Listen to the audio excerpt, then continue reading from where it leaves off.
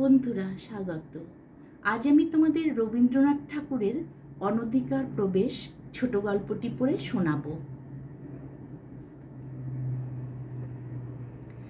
একদা প্রাতঃকালে পথের ধারে দাঁড়াইয়া এক বালক আর এক বালকের সহিত একটি অসমসাহসিক অনুষ্ঠান সম্বন্ধে বাজি রাখিয়াছিল। ঠাকুরবাড়ির মাধবী বিতান হইতে ফুল তুলিয়া আনিতে পারিবে কিনা ইহাই লইয়া তর্ক। একটি বালক বলিল পারিব, আর একটি বালক বলিল কখনোই পারিবে না। কাজটি শুনিতে সহজ, অথচ করিতে কেন সহজ নহে তাহার বৃত্তান্ত আর একটু বিস্তারিত করিয়া বলা আবশ্যক।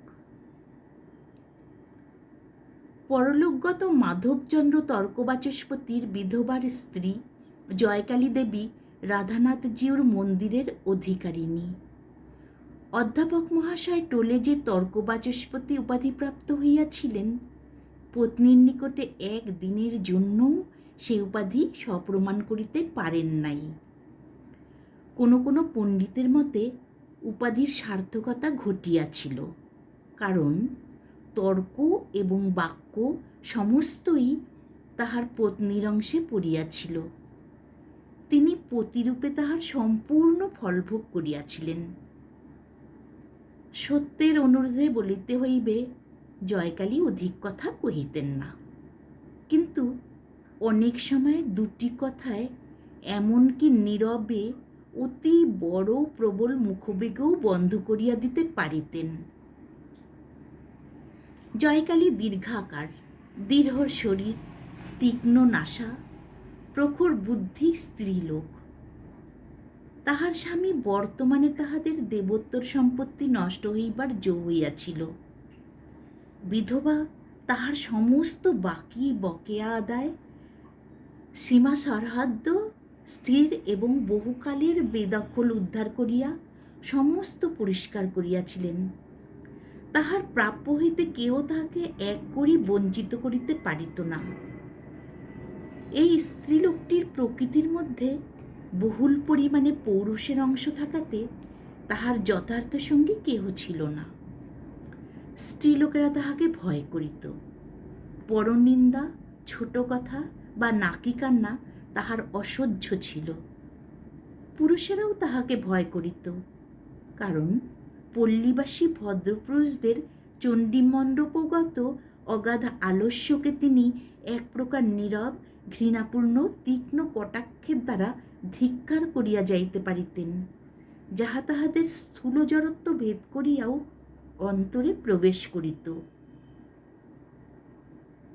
প্রবল রূপে ঘৃণা করিবার এবং সে ঘৃণা প্রবল রূপে প্রকাশ করিবার অসাধারণ ক্ষমতা এই প্রৌঢ়া বিধবাটির ছিল।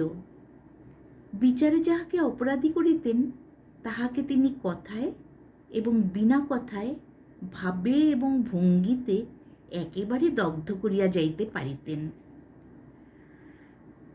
পল্লীর সমস্ত ক্রিয়াকর্মে বিপদে সম্পদে তাহার নিরলস হস্ত ছিল।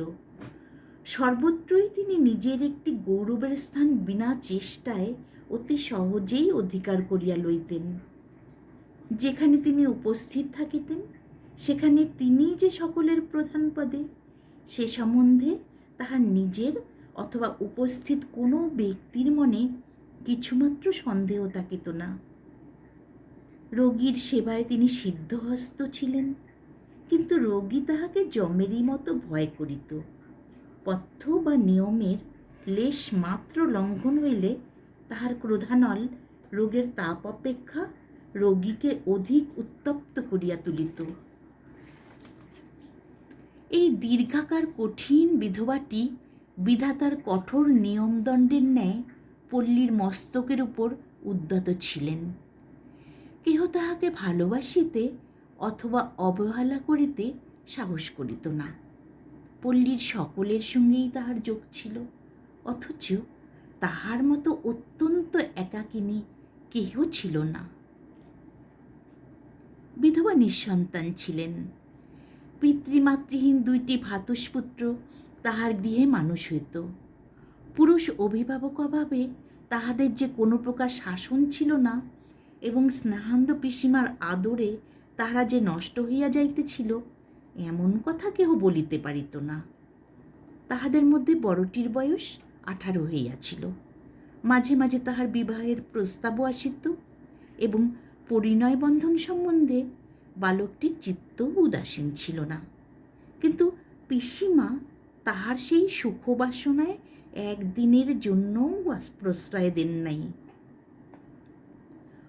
অন্য স্ত্রীলোকের ন্যায় কিশোর নবদম্পতির নমপ্রেমোদ্গম দৃশ্য তাহার কল্পনায় অত্যন্ত উপভোগ্য মনোরম বলিয়া প্রতীত হইত না, বরং তাহার ভ্রাতুষ্পুত্র বিবাহ করিয়া অন্য ভদ্র গৃহস্থের ন্যায় আলস্যভারে ঘরে বসিয়া পত্নীর আদরে প্রতিদিন স্ফীত হইতে থাকিবে এই সম্ভাবনা তাহার নিকট নির্দেশায় হেয় বলিয়া প্রতীত হইত। তিনি কঠিনভাবে বলিতেন, পুলিন আগে উপার্জন করিতে আরম্ভ করুক, তারপরে বধূ ঘরে আনিবে। পিসিমার মুখের সেই কঠোর বাক্যে প্রতিবেশিনীদের হৃদয় বিদীর্ণ হইয়া যাইত। ঠাকুরবাড়িটি জয়কালীর সর্বাপেক্ষা যত্নের ধন ছিল। ঠাকুরের শয়ন বসন স্নানাহারের তিল মাত্র ত্রুটি হইতে পারিত না। পূজক ব্রাহ্মণ দুটি দেবতার অপেক্ষা এই একটি মানবীকে অনেক বেশি ভয় করিত।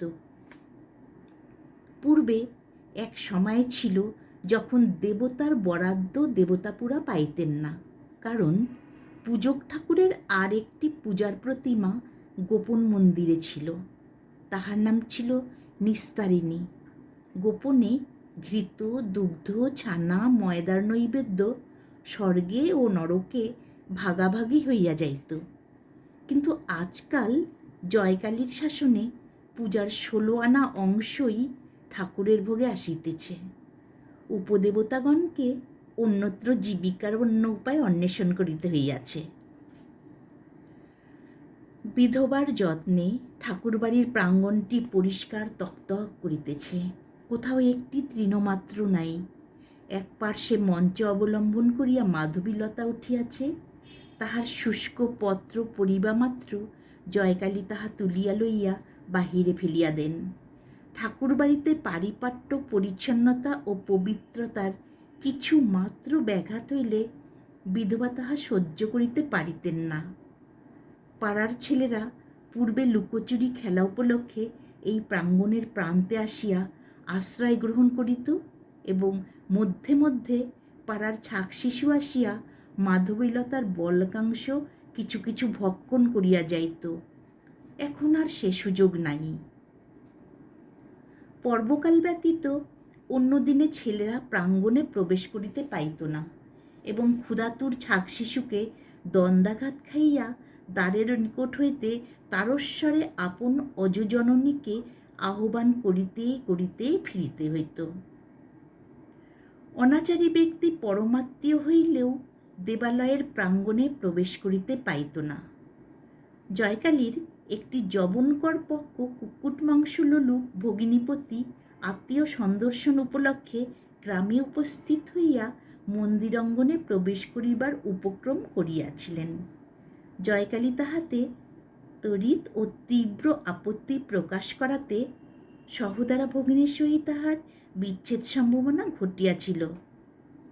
এই দেবালয় সম্বন্ধে বিধবার এতই অতিরিক্ত অনাবশ্যক সতর্কতা সাধারণের নিকট তাহা অনেকটা বাতুলতারূপে প্রতীয়মান হইত।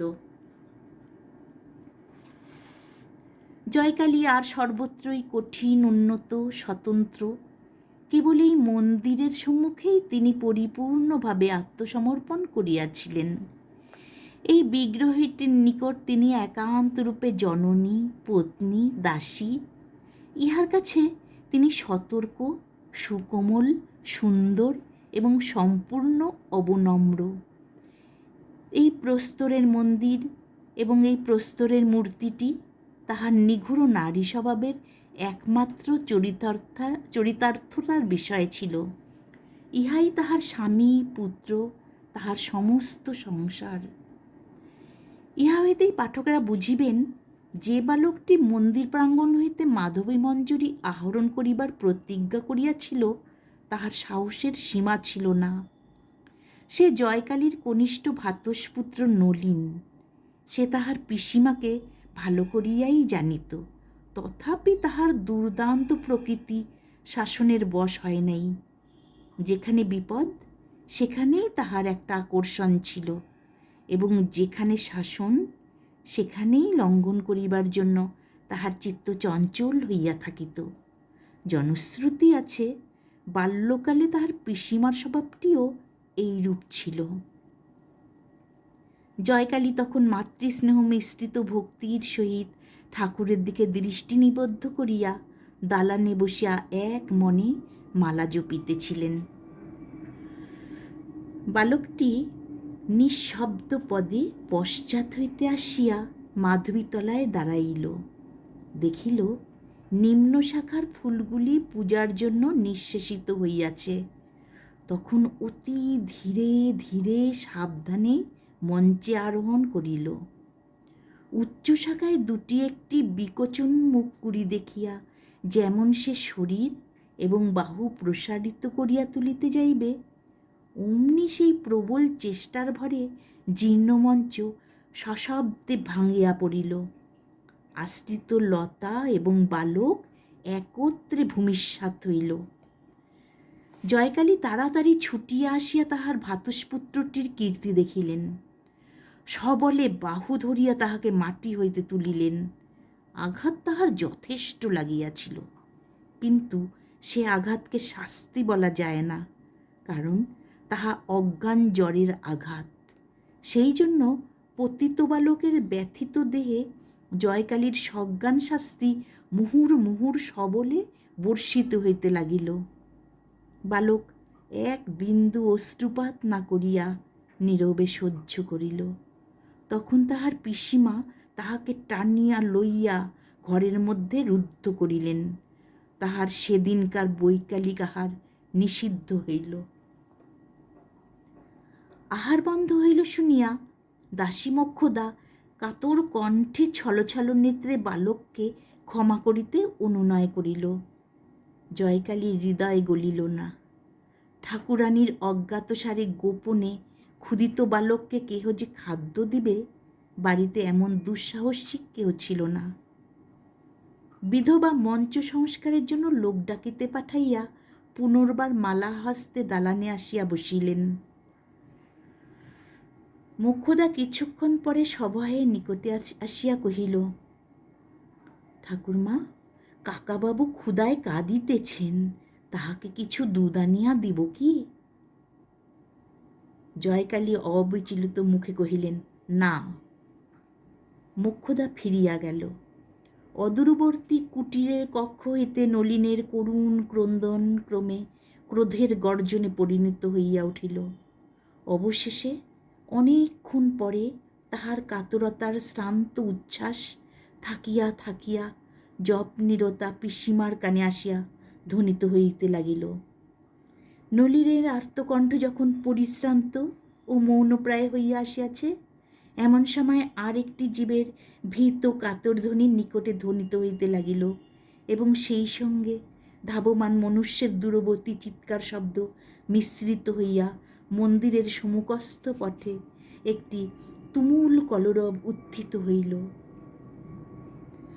সহসা প্রাঙ্গণের মধ্যে একটা পদশব্দ শোনা গেল। জয়কালী পশ্চাতে ফিরিয়া দেখিলেন ভূ পর্যন্ত মাধবীলতা আন্দোলিত হইতেছে। সরসকণ্ঠে ডাকিলেন, নলিন। কেহ উত্তর দিল না। বুঝিলেন অবাধ্য নলিন বন্দিশালা হইতে কোনো ক্রমে পলায়ন করিয়া পুনরায় তাহাকে রাগাইতে আসিয়াছে।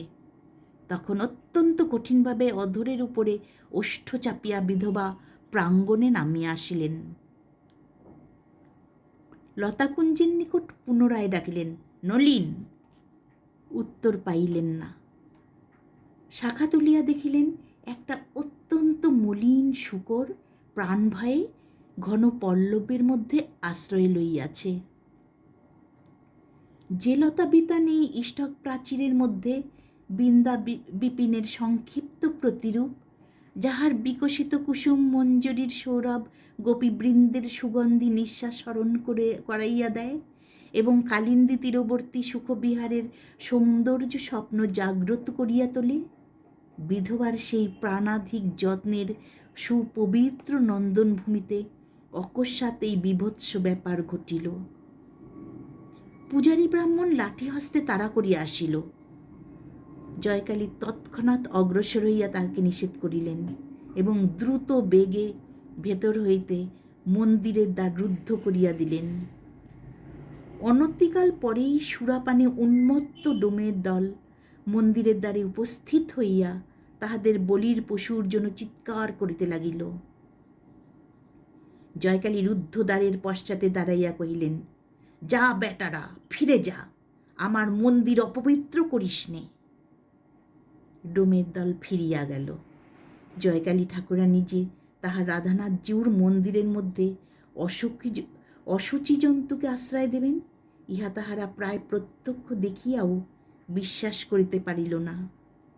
এই সামান্য ঘটনায় নিখিল জগতের সর্বজীবের মহাদেবতা পরম প্রসন্ন হইলেন, কিন্তু ক্ষুদ্র পল্লীর সমাজ নামধারী অতি ক্ষুদ্র দেবতাটি নিরতিশয় সংক্ষুব্ধ হইয়া উঠিল।